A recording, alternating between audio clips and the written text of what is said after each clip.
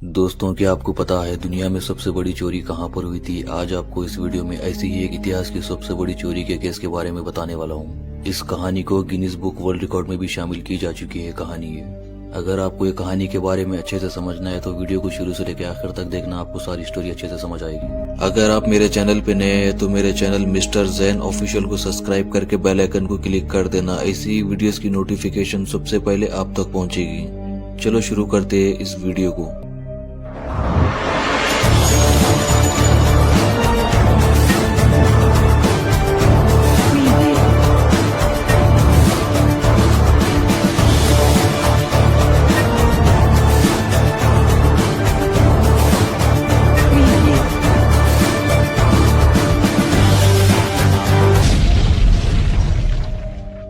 18 महीने की प्लानिंग के बाद सिर्फ 5 लोग मिलकर बेशकीमती चमचमाते हीरे 8 अरब के चोरी कर लिए गए यहाँ से।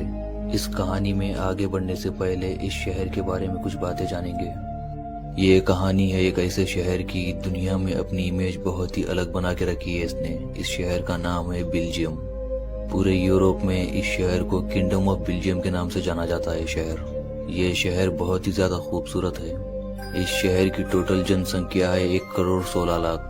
बेल्जियम के इस शहर में सिर्फ 98% लोग यहाँ पर रहते हैं, बाकी के 2% लोग गांव में रहते हैं वहाँ पर। यह शहर को जो आज मैं कहानी बताने वाला हूँ उस कहानी के नाम से भी जाना जाता है शहर। दुनिया में सबसे ज्यादा डायमंड का बिजनेस अगर कहीं होता है तो वो है बेल्जियम का इंट्रोक सेंटर। यहाँ पर दुनिया का हर वो नायाब हीरा यहीं पर पाया जाता था। इस डायमंड सेंटर में चमचमाते हीरों का बिजनेस हर दिन कई अरब रुपयों का होता था यहाँ पर। इस बिल्डिंग की सिक्योरिटी इतनी खतरनाक थी, अगर यहाँ के सिक्योरिटी कमांडो को अगर किसी के ऊपर शक होता तो गोली चलाने के लिए कभी सोचते भी नहीं थे वो। इस बिल्डिंग की इतनी हाई सिक्योरिटी थी, हर जगह जगह पे सीसीटीवी कैमरों से पूरी बिल्डिंग को कवर किया गया था। इन सिक्योरिटी कमांडोज की परमिशन के अलावा यहाँ पर एक परिंदा भी पर नहीं मार सकता था। लेकिन आप ये बात सुन के भी बहुत ही ज्यादा हैरान हो जाओगे, यहाँ पर इतनी टाइट सिक्योरिटी होने के बावजूद भी 1-2 करोड़ की नहीं, पूरे 8 अरब की बेशकीमती चमचमाते हीरे यहाँ से भी चोरी कर लिए गए। दुनिया में सबसे ज्यादा आज तक की ये डायमंड लूट मानी जाती है। सोचो आप लोग इस चोरी को कैसे अंजाम दिया गया होगा। कितने चालाक थे होंगे ये चोर जो दुनिया के लोगों को सोचने पे मजबूर कर दिए। ये लोग किस तरीके से चोरी किए होंगे। ये लोग जो डायमंड सेंटर से चोरी करे थे वहां पहुंचना कोई आसान बात नहीं थी। जहां पर ये चिचोरियां रखे गए थे वहां पर कोई आम इंसान पहुंचना नामुमकिन था उसका। ये डायमंड सेंटर बिल्डिंग के 2 फ्लोर नीचे ये चिचोरियां रखे गए थे बेसमेंट में। अगर कोई ये बेसमेंट में पहुंच भी गया तो उन चिचोरियों के दरवाजों को खोलना नामुमकिन था, क्योंकि वो ऐसे हाई क्वालिटी स्टील से बनाए गए थे वो दरवाजे। उसको ड्रिल करके तोड़ने के लिए कई घंटे लग जाते। इस चिचोरी के दरवाजे को खोलने के लिए एक पासवर्ड की जरूरत थी, लेकिन ये पासवर्ड डालने के बाद में भी ये डोर नहीं खुलता था, क्योंकि इसके लिए एक चाबी का बनाया गया था इसमें सिस्टम। जब तक वो चाबी इसमें नहीं लगाएंगे वो डोर नहीं खुलेगा। चाबी लगाने के बाद ही वो डोर ओपन होता था। उस चिचोरी के दरवाजे को खोलने के लिए अगर एक भी पासवर्ड गलत डालते तो पूरी बिल्डिंग में सायरन अलार्म बजना चालू हो जाता था। इस लूट को जो 5 लोग अंजाम दिए थे उसका मास्टरमाइंड है नीलांडो। इससे भी पहले कई बड़े चोरियों को अंजाम दिया था इसने। जो 5 लोगों का ग्रुप इसने बनाया था बहुत ही अपने काम में प्रोफेशनल माहिर थे वो लोग। बखूबी इसने चुना था इन लोग को, क्योंकि जो चिचोरी तक इसको पहुंचना था उस बिल्डिंग की सिक्योरिटी को तोड़ने के लिए सिर्फ ये लोग ही सामान बना सकते थे वो।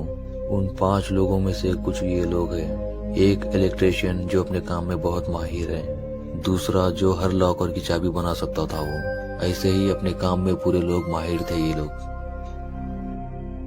इस चोरी को किस तरीके से अंजाम देने के लिए 18 महीने तक ये लोग बहुत बड़ी प्लानिंग किए।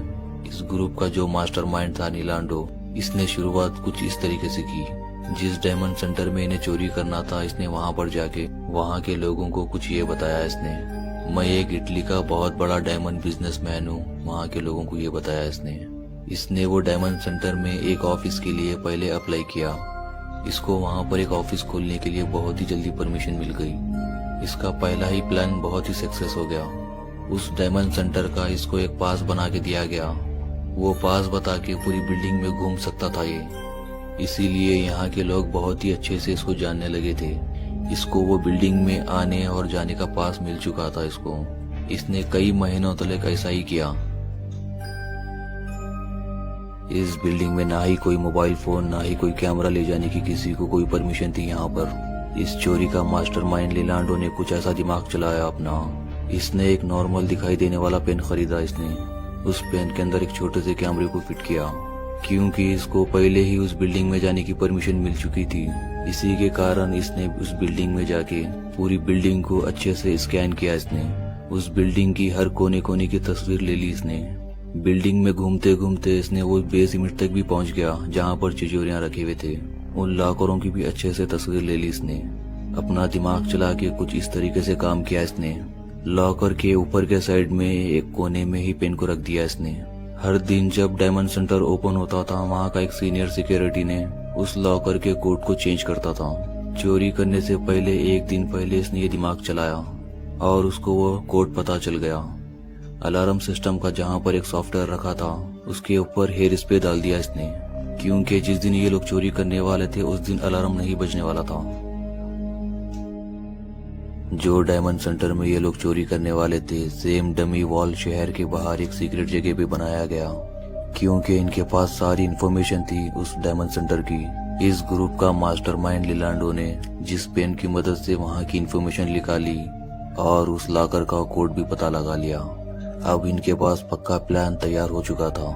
18 महीने उसी डमी वॉल में चोरी की प्रैक्टिस करे ये लोग। जो दिन ये लोग डिसाइड किए चोरी करने का, वो दिन ये था 15 फरवरी 2003 का दिन था।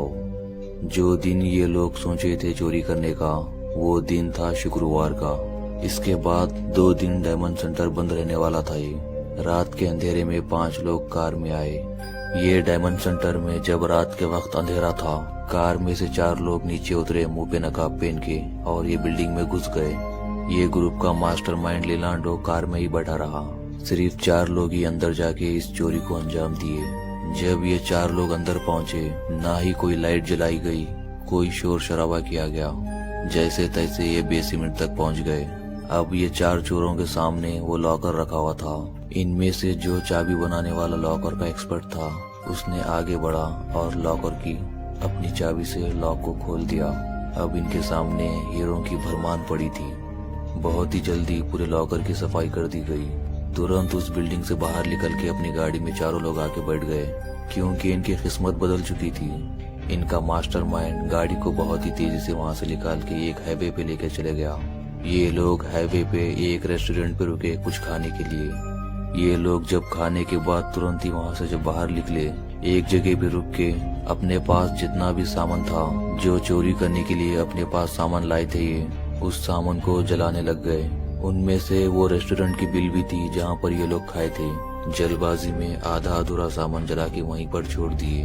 2 दिन तक किसी को पता नहीं चला इस डायमंड सेंटर में चोरी हुई। सोमवार के दिन जब सुबह ये डायमंड सेंटर ओपन हुआ, तब पता चला लोगों को यहाँ पर चोरी हुई। तुरंत वहाँ पर पुलिस वाले भी पहुँच गए। अपनी छानबीन चालू रखी इसने। जब तक बहुत देर हो चुकी थी, ये 5 लोग अपने रास्तों पे निकल चुके थे, लेकिन उन 5 लोगों से एक गलती हो गई थी। जहाँ पर ये सामान आधा अधूरा जला के छोड़ के चले गए थे, वहाँ से सबूत बहुत सारे मिले इनको। जो रेस्टोरेंट में ये लोग खाने का बिल पे किए थे, उसकी रसीद भी पुलिस वालों को मिल गई।